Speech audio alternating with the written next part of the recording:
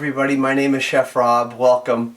I am going to make a restaurant style, something that you would find at the restaurant, a Tuscan chicken skillet, and it is tossed with some fettuccine.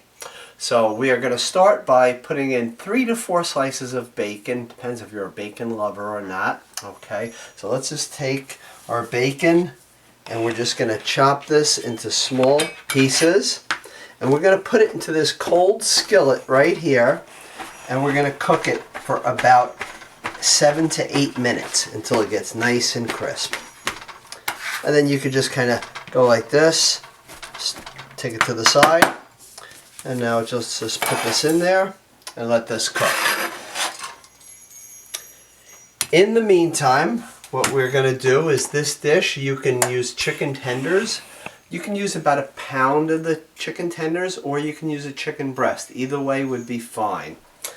I am going to use the chicken breast. Whenever you're cutting poultry, even pork, even beef, put it in the freezer for about 20 minutes. Get it a little frozen, not too much, but enough where you can cut it and it works a lot. It'll be quicker for you.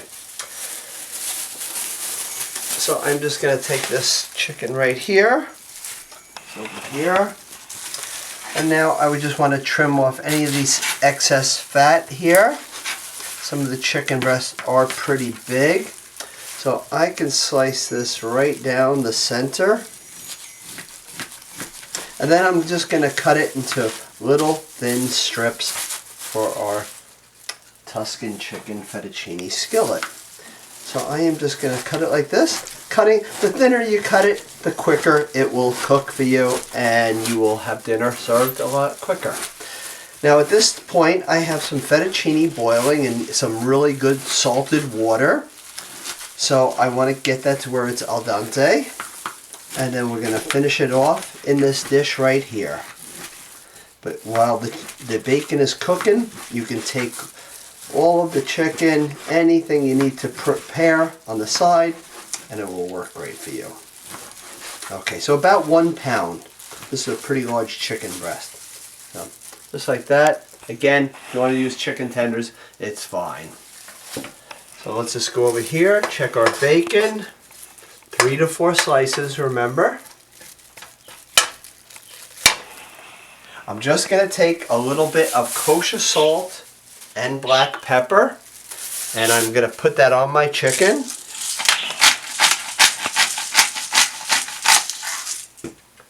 And then do it right on the cutting board of whatever surface you are working on. And then of course you just get rid of that cutting board or whatever you may be working on, because you don't want to cross-contaminate. Okay. This will throw off a lot of flavor. We're going to add some heavy cream to it. We're going to add some basil, some spinach, fresh grated Parmesan cheese. Let's just check our bacon here. Still a little bit. So this bacon is nice and crisp, and it is leaving a little bit of bacon flavor in here. So now I am going to take my chicken and use a slotted spoon when you're doing this. That way you're just taking out the bacon, but you're leaving the fat in there. And now let's just take this raw chicken, coat it in salt and pepper. And we're just going to get this to where it cooks through about 3 to 4 minutes. Again, depending on how thinly you sliced it, or if you're using the tenders. But you can always check it with a thermometer. It should read 165. After this is done, we're going to take it right out, and we're going to put this on the plate right with the bacon. So the underside of our chicken is getting pretty cooked. So now we just want to give this a nice toss. Okay, and just keep stirring it and keep at it. While the chicken is cooking, let's dice up our plum tomatoes. So we need 4 plum tomatoes. When you're storing the plum tomatoes, any tomato, always face down just like that. The moisture will kind of be trapped from getting into it, and it will not go moldy on you as quick. So if you have some tomatoes on the vine just like this, just kind of take them off, put them on your kitchen counter, just like that, face down. And they will last a lot longer. You never want tomatoes that are cold because you really won't get any flavor from them. Okay. I'm just going to go back to stirring this chicken here. And as soon as this is fully cooked through, I'm going to take this out. I'm going to add some garlic to this. So a lot of flavors. So let's cut up these tomatoes here. Just take that little end off and just give it a nice good chop. Remember, you're using it with fettuccine, so you want it to be pretty uniform to go with the pasta, so you don't want it too big. It's different when it's baked into something, but when you're eating it with a fork, you need it to be a little smaller. So we're doing 4 plum tomatoes. Plum tomatoes are, some chefs really love the plum tomatoes because they really hold up really well in cooking. If you ever stuff them, what they will do is they will just stay nice and firm.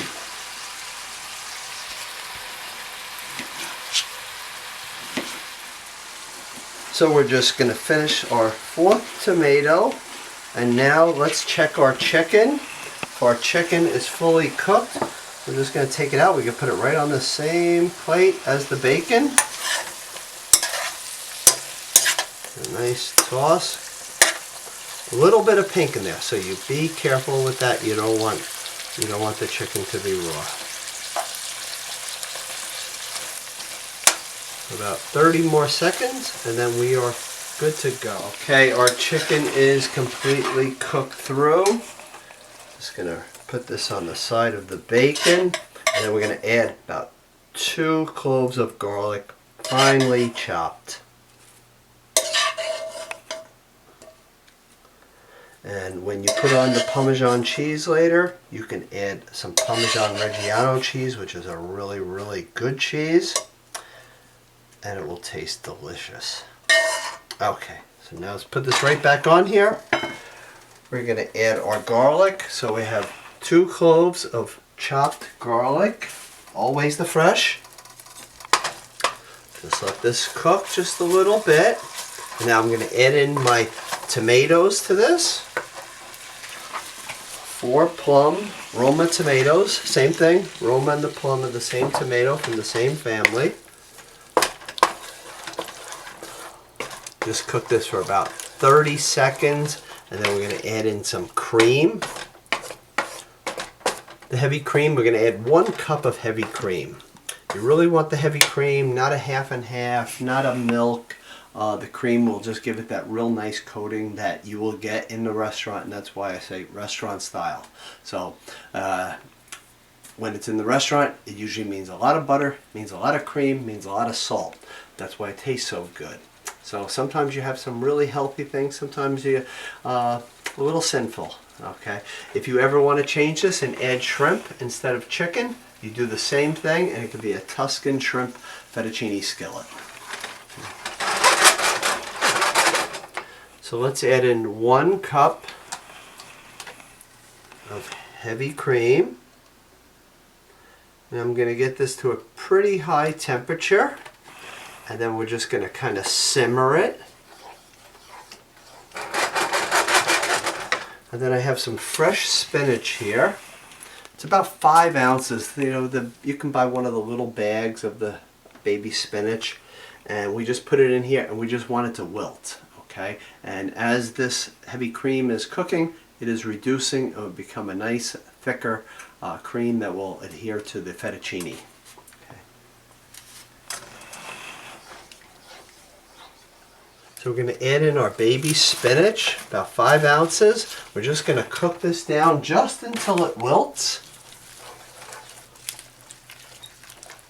And now we're going to add in the bacon and the chicken into the mixture. Getting thicker, I can see. So the bacon and chicken will add a really nice flavor to this. Almost a 1-dish meal, except for cooking the pasta on the side. So pretty simple, not a big cleanup. And serve this in a really nice big bowl, nice Italian bowl.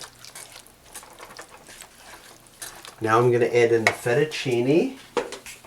So I have 1 pound of cooked fettuccine pasta. We're just going to stir this now. just like this. And I'm going to add some freshly grated Parmesan cheese. I want to add about 3/4 of a cup. If you want to add some of the Parmesan Reggiano cheese, that would be really, really good. Regular Parmesan, just freshly grated, would be great. 3/4 of a cup, really important because it will give it so much flavor.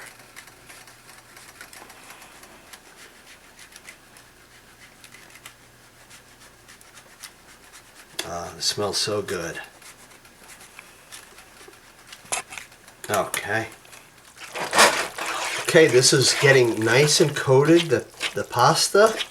So what we are going to do now is just season this with a little salt and pepper. So just a couple grinds of pepper. A really easy meal. Easiest way to do this is having all your ingredients ready right on the table. And it will make this so simple. With the spinach and the tomatoes in here, because it's such a nice color. While that is just finishing up and just kind of the pasta is getting the cream to kind of stick to it, I am just going to chop up some basil leaves, about 3 tablespoons. And I am just going to do a chiffonade, which is shredding it. 3 tablespoons. And then just kind of turn it this way. It'll be nice and chopped. Let's take our nice Italian bowl right here. The bacon really adds, bacon and the garlic to this adds a lot of flavor. So this is as simple as it gets. Let's pour this in here. This will feed about 4 to 6 people, depending on the portion size. And of course, serve this with a salad, a little bit of crusty bread, just kind of dip right into it. And now let's just garnish this with some fresh basil on top. Just like that. And right before you serve it, take a little more Parmesan Reggiano cheese, put that right on top. Parmesan Reggiano cheese can be about $12 a pound. That's at like one of the clubs. But if you go to a regular grocery store, it could be $16, $17 a pound. So always buy the smallest piece that you can find, because you always can go back. When you're done with this Parmesan Reggiano cheese and you get to the rind, you take this rind and you put it in some good tomato sauce.